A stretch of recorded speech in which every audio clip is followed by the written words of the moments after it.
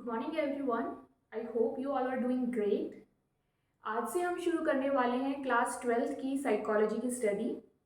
And class 12th psychology में हमारे पास total 9 chapters हैं। वन बाय वन हम करके एक एक चैप्टर को हम स्टडी करेंगे। एक पर्टिकुलर वीडियो में एक पूरा चैप्टर तो कवर कर पाना बहुत मुश्किल होगा, क्योंकि देयर आर वेरियस टॉपिक्स, तो वीडियोस बहुत लेंथी हो जाएंगी। तो हम कोशिश करेंगे कि टॉपिक्स को ब्रेक करके हम छोटे छोटे मॉड्यूल्स में हम कवर करें, ताकि हमारा एक पूरा वीडियो से हमें चीज़ें समझ भी आए, हम ग्रैस्प भी कर पाएँ और लर्निंग अच्छी हो।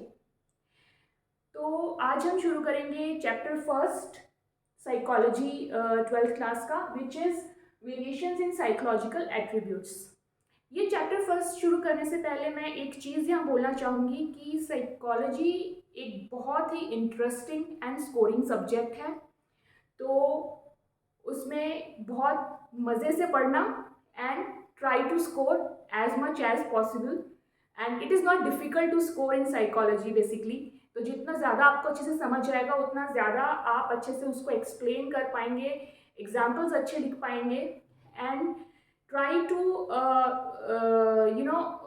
remember the names of the scientists, the psychologists जो हमारे इन द चैप्टर्स आते जाएंगे।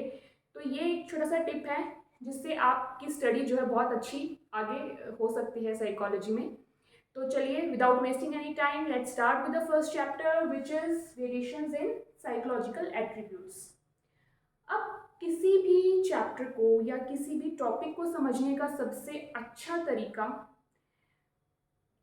थॉरोली समझने का सबसे अच्छा तरीका होता है कि हम उसके टाइटल को सबसे पहले समझें।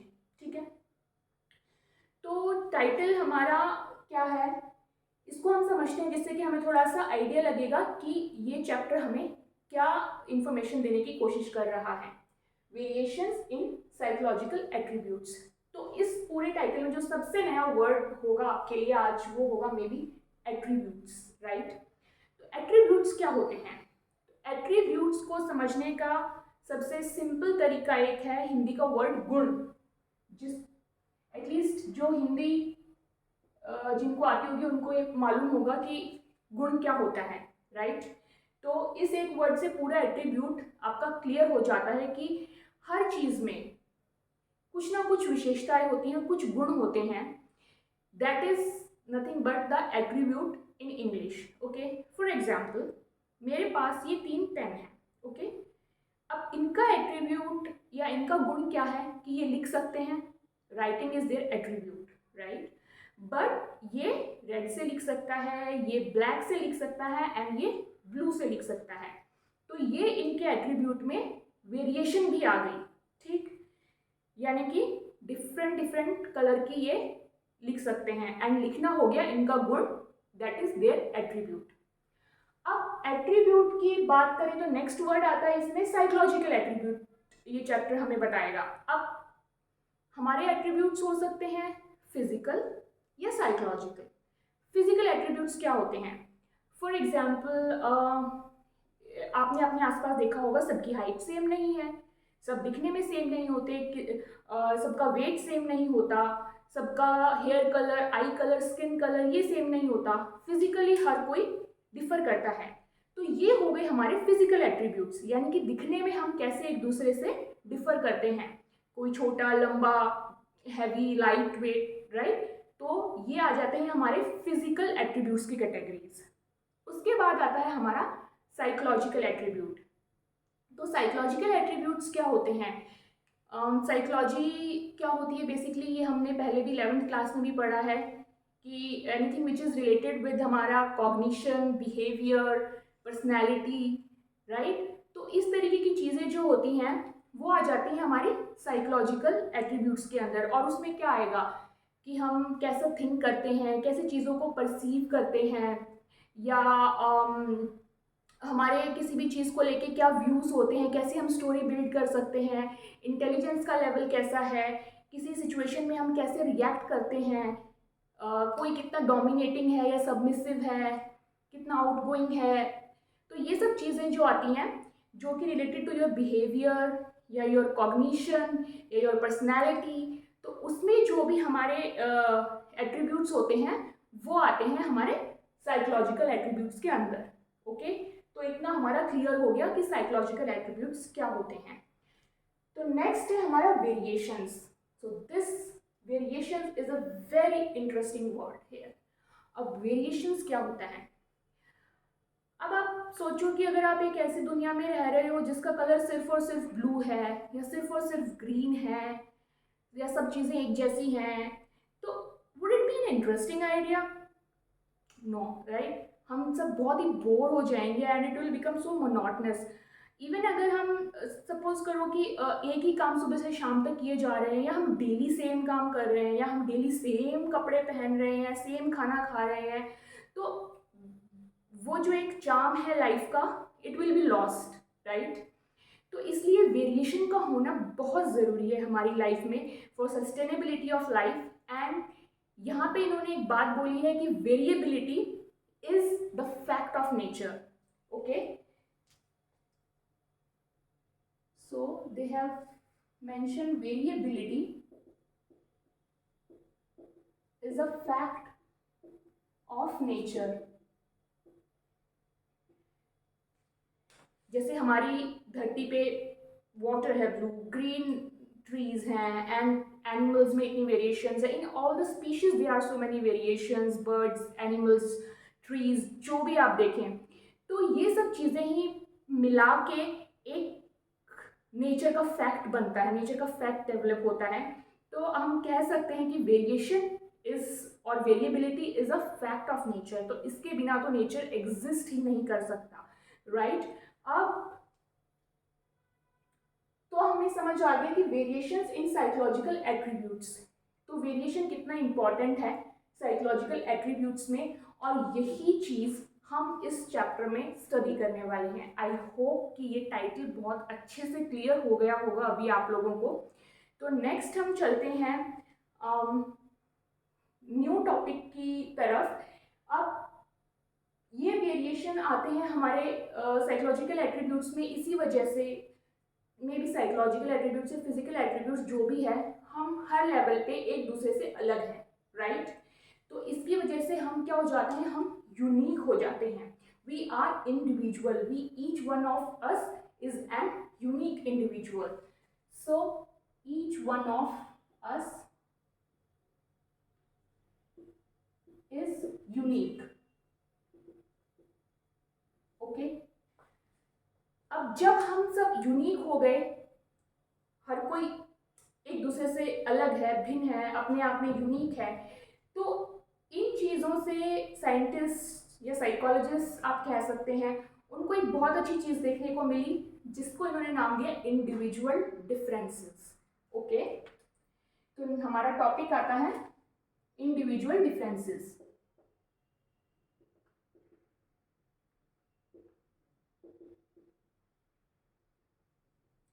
अब इंडिविजुअल डिफरेंसेस को हम कैसे एक दूसरे कैसे पता लगा सकते हैं?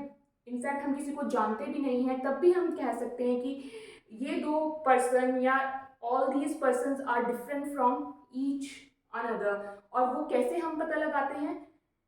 By looking at their characteristics, by looking at their behaviors. Characteristics, again, it could be physical, psychological, and behavior is like how they behave, they react to any situation or in any circumstances, right?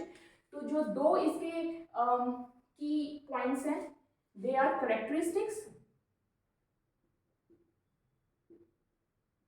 and behavior. Okay? तो ये बात इन्होंने की individual differences की। अब individual differences के बाद इस चैप्टर में जो बात की गई है वो ये है कि कुछ साइंटिस्ट या कुछ साइकोलॉजिस्ट यू कैन से, उनका मानना होता है कि हम जैसा भी किसी सिचुएशन में जैसा भी जो भी हम बिहेव करते हैं वो होता है अकॉर्डिंग टू हमारी personal traits. Okay, for example, अगर किसी को सच बोलना पसंद है या उसके नेचुरल ट्रेट्स है कि वो सच बोलता है या बोलती है, तो वो हमेशा सच ही बोलेगा। लेकिन कुछ जो उनका मानना था कि जो एट्रीब्यूट्स आते हैं ये हमारी नेचुरल ट्रेट से आते हैं। लेकिन कुछ साइंटिस्ट जो थे उनका ये कहना था कि नेचुरल ट्रेट्स इज ठीक, फाइन, इट्स ओके, बट कई बार क्या होता है कि सिचुएशन के अकॉर्डिंग हाँ उनके जो बिहेवियर है या उनका रिएक्शन है, उनके एट्रीब्यूट्स जो हैं वो चेंज हो जाते हैं, उनके जो एक्ट करने का तरीका होता है वो चेंज हो जाता है। जैसे कि फॉर एग्जांपल अगर कोई पर्सन है जो हमेशा सच बोलता है लेकिन उसको कभी कोई ऐसे सिचुएशन में वो फंस जाता है जहाँ उसे लगता है कि सच बोलने से शायद सबका नुकसान हो सकता है, तो मे बी दैट पर्सन में choose to speak lie that time. तो अब उसका नेचुरल ट्रेट तो है सच बोलना, लेकिन सिचुएशन की वजह से उसने अपने ट्रेट को चेंज किया एंड ही स्पोक अ लाई। तो ऐसी चीज को हम बोलेंगे सिचुएशनिज्म। ओके,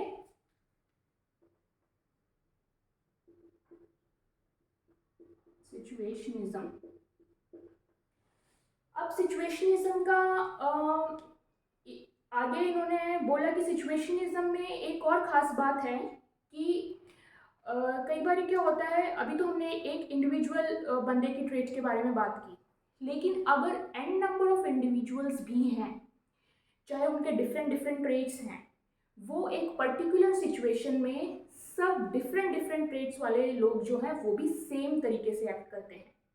फॉर एग्जाम्पल जैसे आप स्टूडेंट हैं, आप क्लास में आपने देखे होंगे बहुत डिफरेंट डिफरेंट काइंड के स्टूडेंट्स होते हैं, राइट। कुछ होते हैं बहुत ही ओबीडियंट, बहुत ही डिसिप्लिन, और कुछ होते हैं बहुत नोटोरियस, एकदम शोर शराबा मचाने वाले। तो जब क्लास में टीचर नहीं होती है तो आपने देखा होगा हर कोई अपने नेचुरल ट्रेट में परफॉर्म कर रहा होता है, राइट।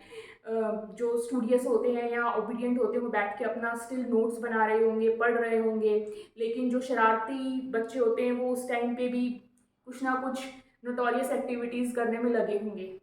तो ये है उनके पर्सनल ट्रेट या नेचुरल ट्रेट्स जो भी वो उनके हैं। लेकिन एज सुन एज आपके टीचर, आपके प्रिंसिपल एंटर अगर होते हैं क्लासरूम में, तो क्या होता है, सब शांति से बैठ जाते हैं, राइट। हर कोई ओबीडियंट बन जाता है, हर कोई डिसिप्लिन बन जाता है। तो ये डिफरेंट डिफरेंट ट्रेट वाले स्टूडेंट जब एक सिचुएशन को फेस करते हैं, यानी कि उस सिचुएशन को, जिस सिचुएशन में उनके टीचर या प्रिंसिपल रूम में आते हैं, क्लासरूम में आते हैं, तो वो सब सेम चीज़ को फॉलो करते हैं, यानी कि वो सब सेम चुपचाप होके बैठ जाते हैं, ओबीडियंट बन जाते हैं। तो ये है example of different different traits behaving in a same manner under any particular situation. तो सिचुएशनिज्म के हमने दो एग्जाम्पल्स यहाँ पे कवर किए हैं। एक तो इंडिविजुअल पर्सन का ट्रेट कैसे चेंज होता है according to situation, and second one कि डिफरेंट डिफरेंट इंडिविजुअल्स के जो ट्रेट हैं वो एक पर्टिकुलर सिचुएशन में कैसे सेम लेवल पे आ जाते हैं। ओके, तो सिचुएशनिज्म हमारा कवर हो गया है। नेक्स्ट टॉपिक है हमारा, I think this much is fine for this video, otherwise बहुत लेंथी हो जाएगा। बट या हम इस चैप्टर की थोड़ी सी समरी ले लेते हैं कि चैप्टर में पूरा आगे हम और क्या क्या पढ़ने वाले हैं। ओके, तो नेक्स्ट टॉपिक हमारा रहेगा, वो रहेगा types of attributes. And types of attributes में हमारे क्या क्या रहेंगे,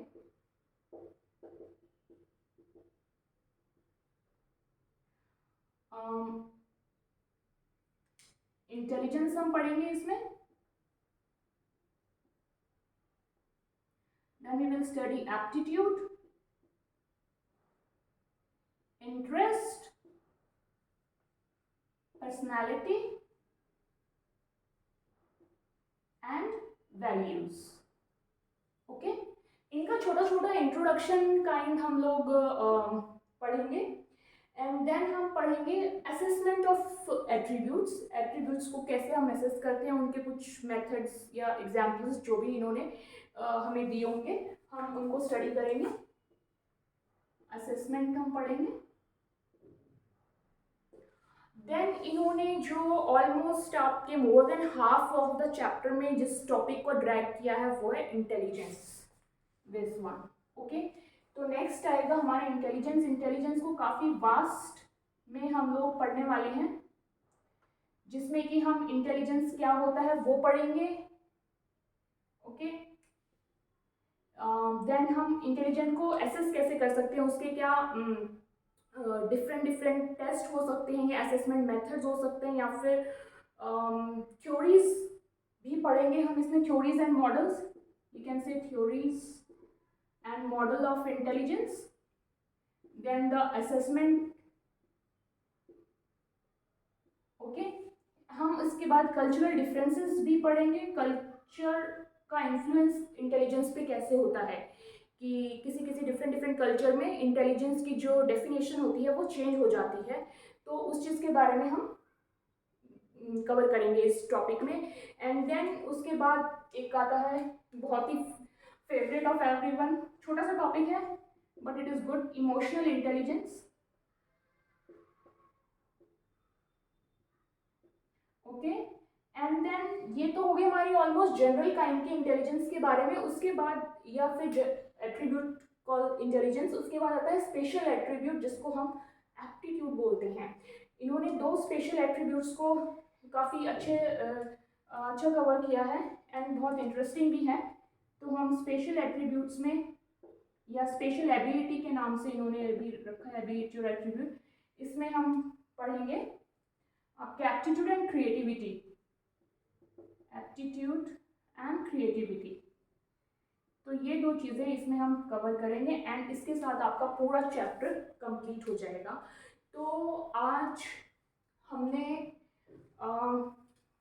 क्या समझा है, आज हमने समझा है टाइटल, देन इंडिविजुअल डिफरेंसेस क्या होते हैं, सिचुएशनिज्म क्या होती है। ये तीन चीज़ें हमने बहुत अच्छे से समझी एंड आई होप कि आप सबको बहुत अच्छे से क्लियर भी हो गई होंगी। तो नेक्स्ट वीडियो में हम जैसे कि ये हमने पूरा एक फ्लो चार्ट अपने चैप्टर का ड्रॉ कर लिया है, नेक्स्ट वीडियो में हम वन बाय वन इनको कवर करने की कोशिश करेंगे and I will try not to make very lengthy videos, ताकि बहुत अच्छे से वो आपको क्लियर हो जाए, क्योंकि main point is to make you understand the things in a much better and simpler way. Okay, तो आई होप ये सब क्लियर है and see you in next video. Till then take care, bye bye.